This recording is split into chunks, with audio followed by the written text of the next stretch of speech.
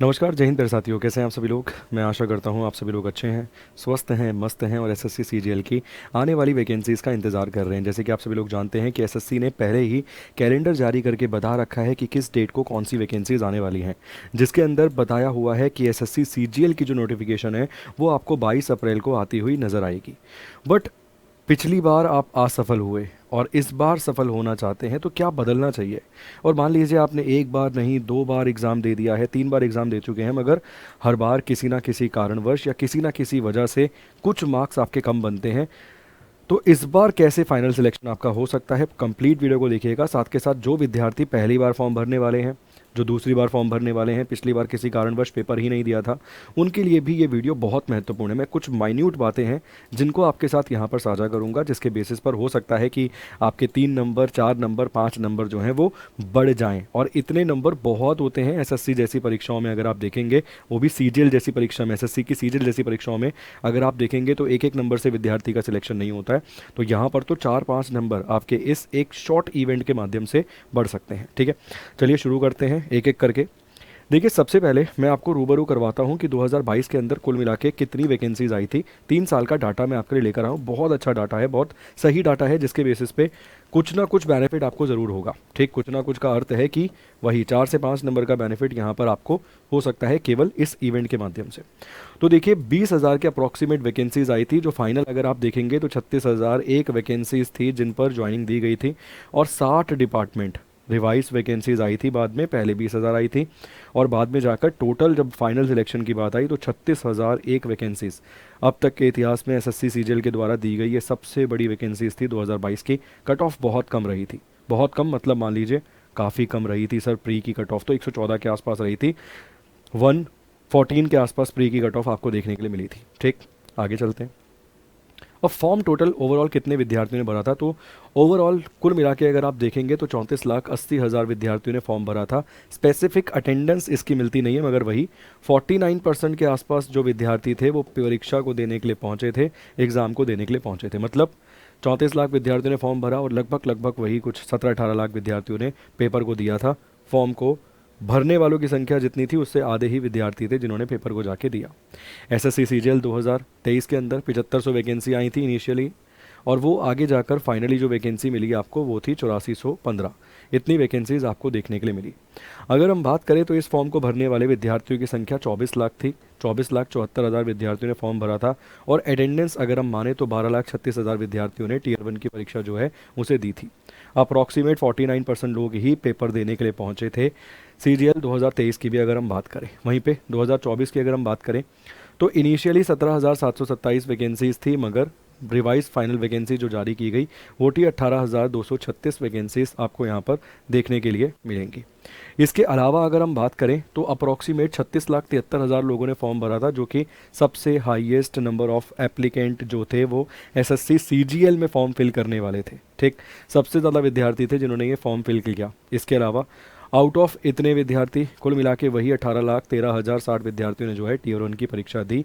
52% विद्यार्थी ऐसे थे जो पेपर देने के लिए पहुंचे। ठीक, अब अगर हम बात करें 2025 के संबंध में, तो देखो 2025 में बहुत ज़्यादा कल्पना कर लेना कि भाई इतनी वैकेंसी आ जाएंगी तो ठीक नहीं होगा।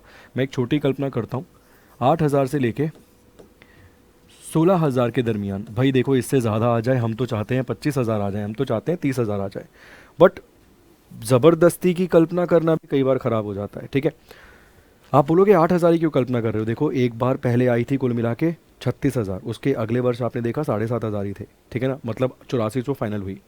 आई 20 थी, आई टोटल 36,000 लोगों को उसने नौकरी दी। उसके बाद सेकंड अगर आप 2023 में देखेंगे तो वैकेंसीज की संख्या 8400 फाइनल जो मिली।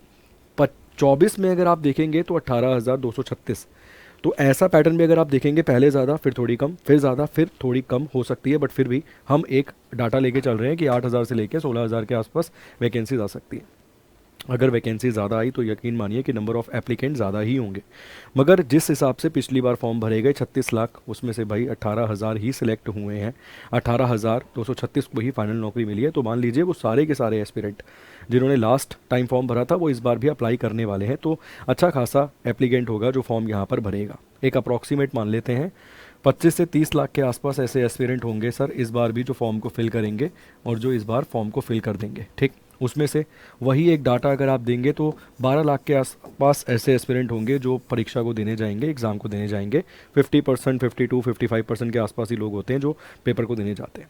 मगर इसमें से जो सीरियस एस्पिरेंट होंगे ना सर, उनकी संख्या मैक्स टू मैक्स मैं बताऊँ तो 2 लाख हो सकती है। ये जो सीरियस एस्पिरेंट होंगे 2 लाख, और ये 2 लाख विद्यार्थी ही आपका कंपटीशन होंगे। इन्हीं को मात देनी है सर एक नौकरी हासिल करने के लिए। तो ये डाटा 25 लाख, 12 लाख, 15 लाख, 30 लाख, इससे कोई फ़र्क नहीं पड़ता। जो सीरियस एस्पिरेंट आपको मिलेगा अच्छा ज़बरदस्त, वो 2 लाख के आसपास आपको अब तो मिलेगा। क्योंकि लास्ट ईयर इतना बच्चा फॉर्म भर के बैठा था, 52% बच्चा पेपर देने गया था, तो उसमें से 52% के 52% ने क्विट नहीं किया होगा। हो सकता है 2-3 लाख विद्यार्थियों ने छोड़ दिया होगा कि भाई हमसे नहीं होगा, हम किसी और काम को कर लेते, कुछ और काम करते। मगर यकीन मानिए जो 7 से 8 लाख विद्यार्थी रहा होगा उसमें से 2 लाख के आसपास एस्पिरेंट ऐसा होगा जो सीरियस होगा, उसने नंबर को बढ़ाने का प्रयास ज़रूर किया होगा। ठीक, तो ये आपका कंपटीशन है। अब कट ऑफ की अगर हम बात करें सर, तो मैं ये प्रिडिक्ट नहीं कर रहा हूँ, ना ही सर मैं कोई भगवान हूँ जो मैं पहले बोल दूँ कि 2025 की कट ऑफ ये रहेगी आप इतना। मगर जैसा कंपटीशन पिछले कुछ वर्षों में देखने के लिए मिला है उस आधार पर अगर मैं बोलूँ, अगर वैकेंसीज कम हुई तो कम से कम मैं बताऊँ आपको टीयर 1 में, या जो पेपर 1 आपका होगा, जो आपका पेपर 1 टीयर 1 की अगर मैं बात करूं सर, ये जो आपका एग्ज़ाम होगा सर, इसमें कम से कम आपको 165 प्लस सोच के चलना चाहिए सर। 165 प्लस सोच के चलना चाहिए। अगर आप इतना सोच के नहीं चलेंगे, आप सोच के चलेंगे 150 तो बनेंगे 130, और 130 पे कहीं कुछ नहीं होना। लास्ट ईयर आपने देखा कि भाई इतनी जो जिनके 152 आए वो भी बेचारा सिलेक्ट नहीं हुआ। टीयर 1 की अगर मैं बात करूं तो 165 170 के आसपास का टारगेट चलिए लेकर, 165 टू 170 के आसपास टारगेट लेकर चलिए। ठीक है, और अभी आपके पास लगभग 2.5 महीने का समय है। अप्रैल में वैकेंसी आएगी, मई जून में एग्ज़ाम है, तो लगभग 2.5 महीने का समय है। अगर आप पिछले साल से भी तैयारी कर रहे हैं, इस डाटा में आते हैं 120 पे भी हैं, 130 पे भी हैं, तो 3 महीने में आपके पास अच्छा समय है अपने नंबर को इंक्रीज़ करने का। और उन एरियाज़ पे काम कीजिए जो एरियाज़ आपके वीक हैं, जो एरिया स्ट्रांग हो चुके हैं उनको भाई थोड़ा सा कम प्रैक्टिस ज़रूर कीजिए, मगर उसको बार बार रिवाइज करने से फ़ायदा नहीं है। जो एरियाज़ वीक रह गए हैं बहुत ज़्यादा, उनको थोड़ा सा काम के रूप में लीजिए, ताकि वो जो 40 नंबर 120 के आसपास अगर आप पहुंच रहे हैं, 125 पहुंच रहे हैं, तो वो 40 नंबर आपके बढ़ सकें, वो 40 नंबर आपके इंक्रीज़ हो सकें। ठीक, पेपर का पैटर्न जैसे कि हम बात करें, कंप्यूटर बेस्ड CBT 1 आपको देखने के लिए मिलता है, 1 घंटे का समय है सर। इंटेलिजेंस रीजनिंग के 25 क्वेश्चन, GA के personal question, quantity aptitude 25, English आपको 25। तो सबसे पहले सर यही आपके लिए हर्डल है, इस हर्डल को क्रॉस करके ही आप मेंस का एग्जाम देने पहुंचेंगे। देखो, रीजनिंग के कुछ ऐसे चैप्टर्स होते हैं जिसमें नंबर लगातार लोगों के कटते हैं, उन चैप्टर्स को ही स्ट्रॉन्ग करना है सर। वो काम हो गया तो यकीन मानो जो सबको आता है वो आप कर दोगे, मगर जहाँ लोगों के कट रहे हैं मार्क्स, उन सेक्शंस को स्ट्रॉन्ग कीजिए। ठीक है ना। कुछ क्वेश्चंस हैं ऐसे, जैसे आज भी सर वो क्वेश्चन आपको मिलते हैं, एनालॉजी से रिलेटेड क्वेश्चंस भी लोगों के कट जाते हैं। इसके अलावा सिटिंग अरेंजमेंट वाले में, ठीक है ना, स्टेटमेंट कंक्लूजन वाले क्वेश्चंस में नंबर लोगों के कटते हैं। तो कुछ ऐसे चैप्टर हैं जहाँ पे नंबर कटते हैं, उनको स्ट्रॉन्ग कीजिए। ठीक, इसके अलावा मैथमेटिक की अगर हम बात करें, मैथ्स की अगर हम बात करें, तो एज इट इज़ उठा के भाई कई बार दे देता है। तो प्रीवियस ईयर पेपर्स को यहाँ पर क्वांटिटेटिव एप्टीट्यूड के संबंध में ज़रूर सॉल्व कीजिए ज़्यादा से ज़्यादा, ताकि फ़ायदा मिले। इंग्लिश में भी सेम काम कर सकते हैं। GA में भाई क्लासेस हमारी चलती हैं, मतलब हर चीज़ के लिए चलती है हमारी क्लास। तो रीजनिंग, मैथ्स, इंग्लिश, कंप्यूटर, हर चीज़ की क्लास आपको देखने के लिए मिल जाएगी। हमारी सबसे संबंधित क्लासेस हमारी आपको देखने के लिए मिलेंगी SSC उत्कर्ष पे, है ना। प्रीवियस ईयर क्वेश्चंस भी हम सॉल्व करवा रहे हैं हमारे यूट्यूब पे, तो आप ये कवर कर सकते हैं। ठीक, तो यहाँ आपका लक्ष्य होना चाहिए 165 टू 170, इतना लक्ष्य लेके चलेंगे तो 10-5 नंबर कम होंगे और प्री क्वालिफाई होगा। फिर सर मेंस की तरफ आप बढ़ेंगे, और मेंस की तरफ काम करने के बाद, इसे क्वालिफाई करने के बाद सर फिर बेसिकली आपका सिलेक्शन जो है वो फाइनल होने की तरफ बढ़ता है। ठीक, तो पिछली बार जो गलतियां की थी उन गलतियों को ना दोहराने के लिए स्टेप बाय स्टेप चलिए। PYQ प्रीवियस ईयर क्वेश्चंस को सर ज़रूर लेकर चलिए। इसके बाद उन एरियाज़ पर काम कीजिए जो एरियाज़ आपके वीक हैं, जो एरियाज़ आपके कमज़ोर हैं, उन एरियाज़ पे काम कीजिए, और अभी से स्टार्ट कीजिए। अभी से 2.5 टू 3 मंथ्स की स्ट्रेटजी बना लीजिए अपनी, जिस पर आप अच्छे से काम कर सके। और यदि आपसे सेल्फ स्ट्रेटजी नहीं बन रही है, आप खुद नहीं बना पा रहे हैं स्ट्रेटजी, तो यकीन मानिए सर हमारे पास एक आपके लिए गौरव बैच मिल जाएगा SSC CGL के लिए। ठीक, 3.0 ये बैच है, इस बैच में हम आपके लिए जो 3 महीने 2.5 महीने की रणनीति है वो यहाँ पर आपको देखने के लिए भी मिल सकती है, ठीक है।